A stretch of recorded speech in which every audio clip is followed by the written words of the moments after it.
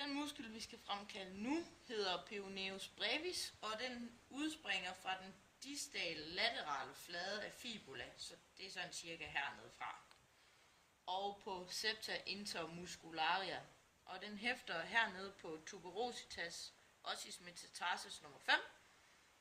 Den evagerer foden og laver dorsal flektion, og den innerveres af enden peroneus superficialis L5-TS2.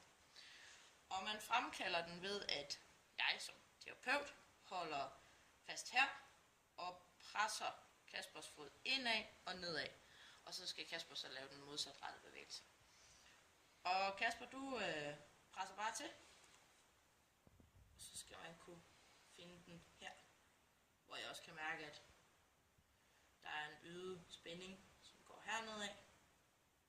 Og så helt herned, hvor min hånd er. Bare slap af, Kasper. Den ligger profund for peroneus longus.